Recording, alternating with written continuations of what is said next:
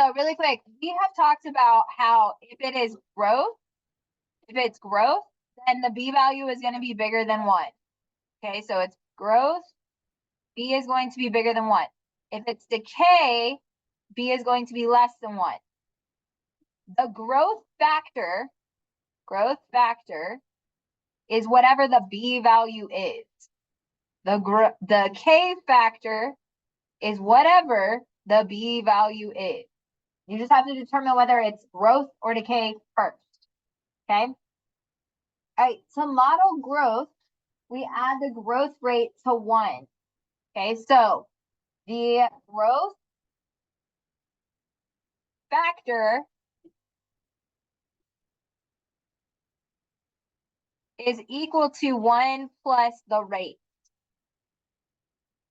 Okay. The growth factor is 1 plus the rate. Okay, I'm gonna give you a second. Decay rate is going to deal with decay factor is equal to 1 minus the rate. Okay, so growth is plus the rate. Decay is 1 minus. On the next page, it says, given this equation, does this equation represent growth or decay? Does it represent growth or decay?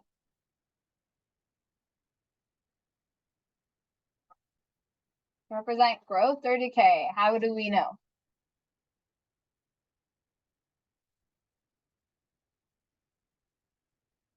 Decay, and how do we know? It's less than 1. Okay, now what is the rate of that decay? Well, remember, our formula is the factor equals 1 minus R. We're trying to find R, so 0.57 equals 1 minus R. We're going to subtract 1 from that. So what's 0.57 minus 1? What does that give us? 0.57 minus 1.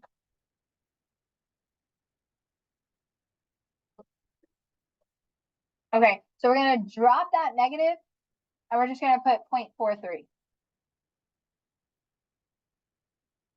Okay, so the rate is 0.43. Okay, what is the initial value? 35. And then when we evaluate for x equals 5, we're going to plug in 5 into this equation. So we're going to have 35 times 0.57 raised to the 5th power.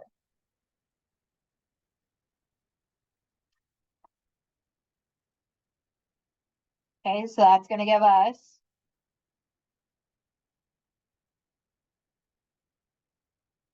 2.11.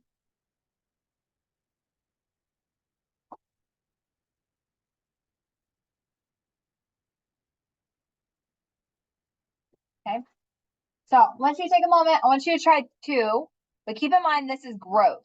So I'm going to go ahead and tell you that this is growth. Okay, so go ahead and try 2. So what is the rate of the growth or the decay? So that's going to be 1.23 minus 1. So that's going to be 0.23. The initial value, that's 225.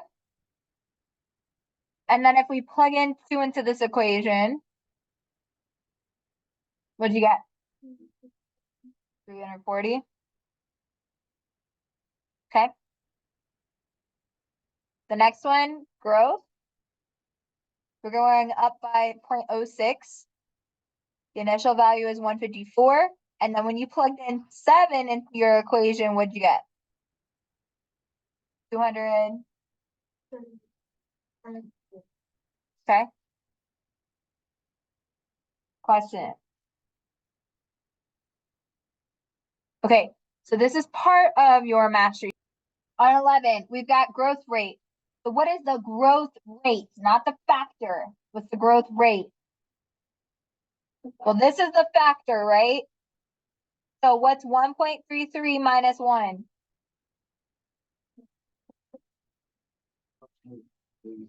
Okay, 0.33 is the rate. Okay. Now, what is the decay rate of this next function? This is the factor. Okay, so if we did 1 minus 0.87, that gives us 0.13, which is the rate. On 13, it says the school population is increasing by 10%. This tells me right here, we're going to use simple interest. If it says increasing, that's going to be simple interest, right? Or simple, yeah. Okay, what was our initial value from this? 1800. So we're going to start with 1800.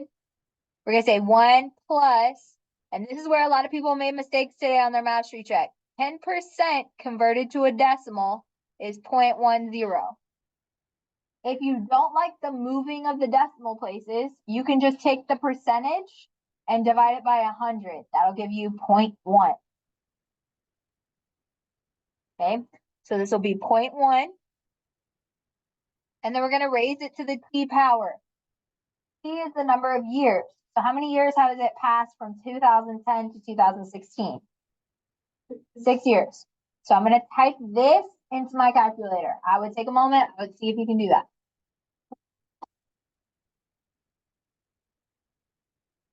So you're typing this into your calculator.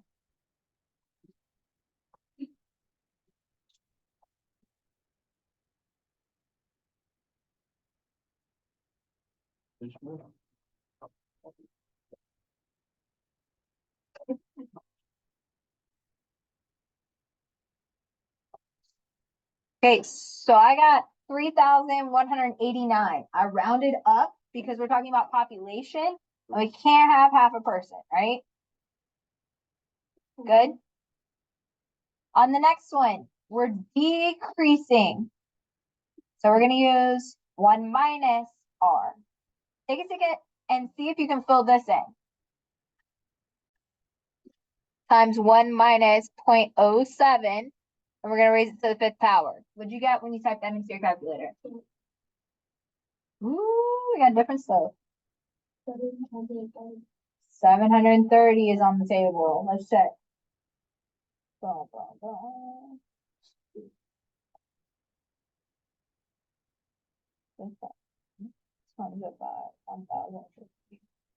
I got 730. Yeah. Okay. All right, go ahead and move to question 17. Okay, yesterday we talked about compound interest. So you invest $5,000 into a savings account that compounds interest quarterly. This LY word tells me we're going to use compound interest. So I'm going to go ahead and write out that formula. P times 1 plus R divided by N, raised to the NT. Okay, and then now I'm going to substitute all my stuff in. So what was my initial? 5,000. We have 1 plus our rate. We've got to turn this to a decimal. So we're going to take 1.1 and divide it by 100. That's going to give us 0.011. And we're going to divide it by N. N is our LY word. Okay, so if I say quarterly, how many times does that happen in a year? 4. I'm going to put 4 in. And then to the exponent, we have 4 times 7. Take a moment and type this in your calculator and see if you can get the answer. 5,000 what? 400. It's 5,399.6. 5,399.6. It goes to 2 decimal places. 63. Okay, so remember, money deals with 2 decimal places. Okay, we don't want to round up. We don't go to a whole dollar. Nobody's gonna give you free money unless you're doing interest. Okay. On the next one, it says it's compounded monthly at a rate of 3.2%. Can you take a moment? Can you try this? All right, so this is what I got when I plugged in. And then what did you get for when you substituted into your calculator?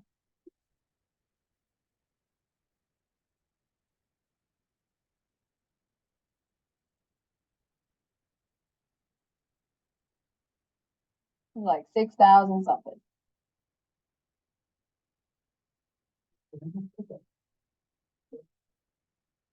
No, 12 is in. 6,385.82. Alyssa said no. Check it.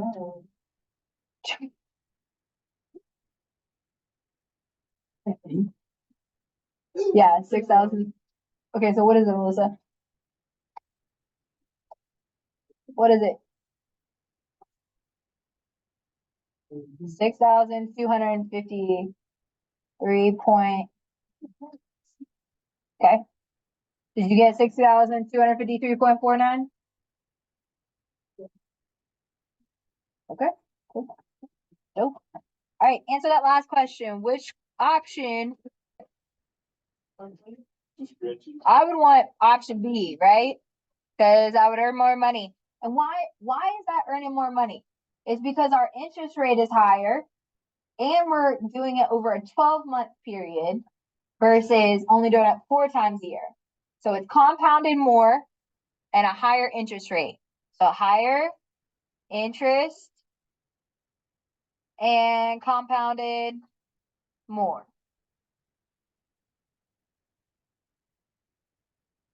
If I said, hey, answer in a sentence, then I would say for compound monthly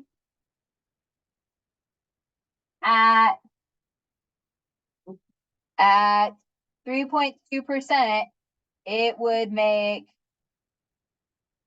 6,000. Look at this handwriting. Oh God, $6,253.49. That's answering it in a sentence. That's all I'm asking you for. Does that make sense? Like you're just putting it back in context. You're saying, hey, I earned this much with these rates, this compounded this many times. Okay. Do we want to try one more? I got one. If we started with $5,000 and we're going to do it semi-annually, I think that's how you spell it. And we're at a 4.3% interest rate for 6 years. What would that look like? How much is that going to give me?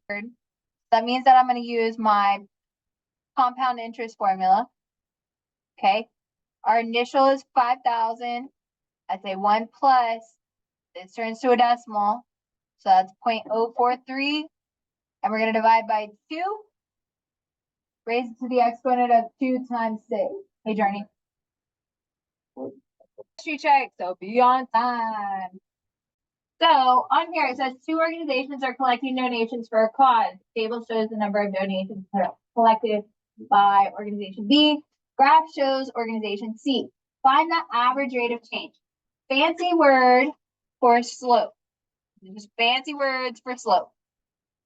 Okay. So our formula is that y2 minus y1 over x2 minus x1. Okay. And it says from 0 to 6. So we're going to look at this table. We're going from 0 to 6. So 0 is going to be our x1. 0 is going to be our y2. I'm sorry, y1.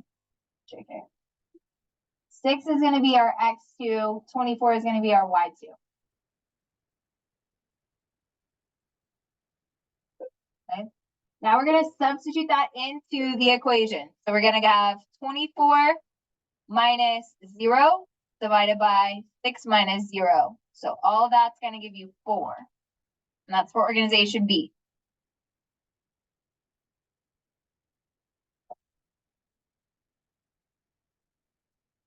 Okay, so from a table, you identify your x1, y1, x2, y2, and then you plug it into your formula. Now, organization C is in a graph form. Same concept though, from 0 to 6. So this is going to be our x1, y1, and this one's going to be our x2, y2. So this is going to give me 144 minus 0 over 6 minus 0. If we type this into our calculator, we're going to get 144 over 6, which is just going to give us 24. Okay, for which average rate of change does it increase more quickly? B or C? Which one has the biggest number? Okay, so C has it increasing more quickly because it has a larger average rate of change.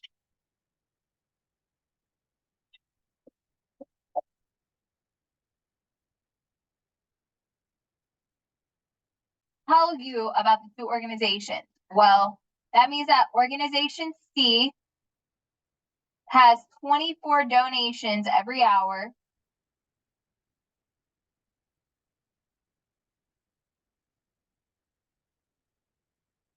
Between the hours of 0 to 6. Okay, so they had 24 donations every single hour, roughly, between 0 to 6 hours.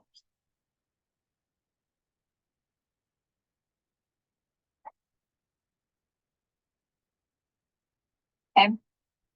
On the next one, we're talking about steepness. So what we're going to do is we're going to take all of these and we're going to actually graph them on Desmos and see which one has the most steep.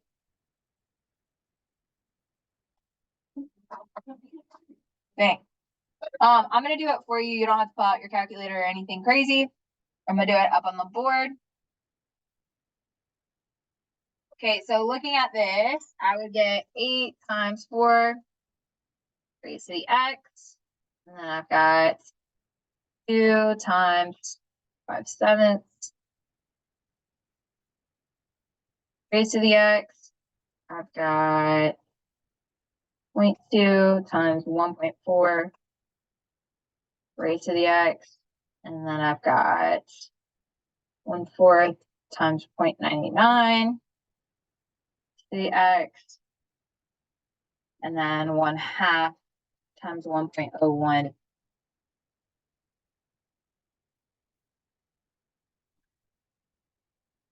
raised to the x. All right, so which one's the steepest?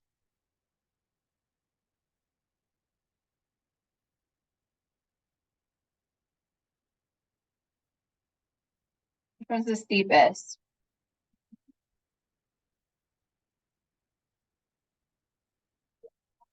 I don't know, that purple one is kind of scary, right? No, just me? Okay, that purple one, you would get on it, you would be like, oh my God, I'm gonna die, right? Okay, so this one is the steepest. Okay. Now what's the next steepest one? Probably the red one, right? So this guy's second. Okay, what's the next one? You might have to zoom in for this one.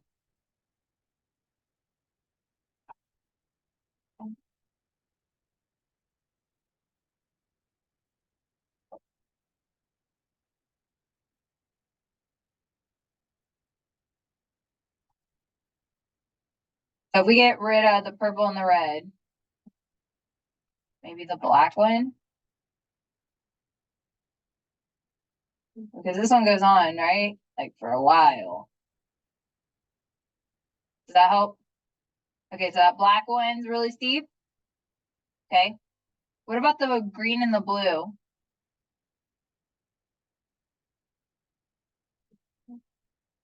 About the same? Okay. Let's make this one positive. Let's make it, I'm sorry, greater than 1.